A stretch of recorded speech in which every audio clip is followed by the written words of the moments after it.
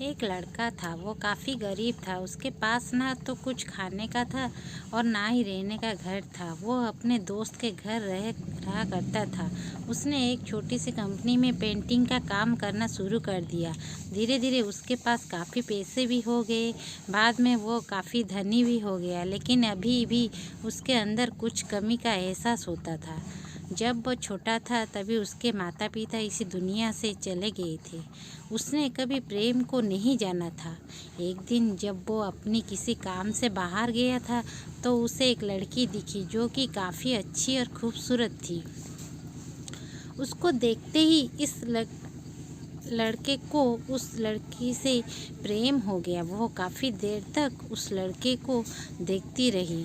कुछ देर बाद वो लड़की वहाँ से चली गई। कुछ दिनों तक ये लड़का उस लड़की को खोजता रहा, लेकिन वो लड़की ना मिली। लेकिन नियति ने उस लड़की से इस लड़की को मिला दिया। वो लड़की इस लड़के के घर के काम की तलाश में आई थी। लड़के ने लड़की को तुरंत घर के काम के लिए रख लिया। जब वो लड़की इस लड़के इससे मिलने आई थी तो उस समय इस लड़के ने कुछ शब्द भी साफ से नहीं बोल पा रहा था, जिससे लड़की को लगा कि ये लड़का गूंगा है।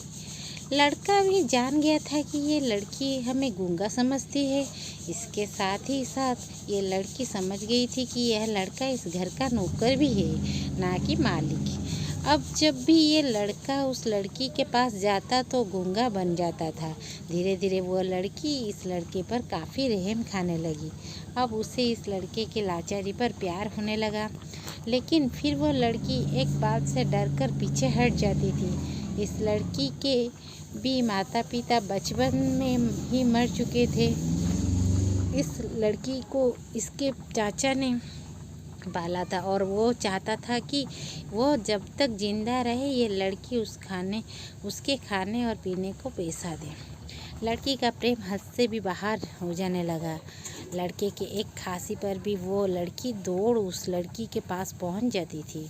अब लड़का भी समझ गया कि उसे इस लड़की को प्रेम हो गया है। लड़का भी बहुत ज़्यादा उस लड़की से प्रेम करता है। उसने पहले लड़की के बारे में सब कुछ पता किया। जब उसे सब पता चल गया तो वो बहुत रोने लगा, क्योंकि उसने गूंगे होने का झूठ बोला था। अब वो दिन रात रोने लगा। लड़की अपने सैलरी में से लड़के की इलाज करवाने की कहती थी। एक दिन सुबह ही उस लड़की को पता चला कि वो लड़का अस्पताल में भर्ती है। वो दौड़ते हुए जब अस्पताल में पहुंची तो उसने देखा कि लड़का बेड पर बेहोश पड़ा है। उसके आसपास काफ़ी मशीन लगी हुई थी। जब लड़की डॉक्टर के पास पहुंची तो वहां पर डॉक्टर ने उसे बताया कि लड़का अब बोल नहीं सकता है। उसने अपनी जीभ को कटाने की कोशिश की है। इसके साथ ही उस डॉक्टर ने उस लड़की को एक पत्र दिया। उस पत्र में लिखा था, मैं एक काफ़ी धनी लड़का हूँ। जिस पर तुम काम करती हो उस घर की मालिक मैं ही हूँ। जिस घर में तुम काम करती हो उस घर का मालिक मैं ही हूँ। लेकिन उसके साथ ही मैंने तुमसे एक बहुत बड़ा झूठ बोला है कि मैं एक गूंगा हूँ। अब इस झूठ का प्रायश्चित करने के लिए मैं ऐसा काम करने जा रहा हूँ। इसके साथ ही तुम मेरे घर से मेरे मैनेजर से पैसे को लेकर अपने चाचा को दे देना और एक नई ज़िंदगी की शुरुआत करना। अगर हो सके तो मुझे माफ़ कर देना, तुम्हारा दोषी। इस पत्र को पढ़ने के बाद उस लड़की के आंखों में आंसू से भर गए। वो दौड़ते हुए मंदिर में गई। उसने भगवान के सामने कसम खाया कि जब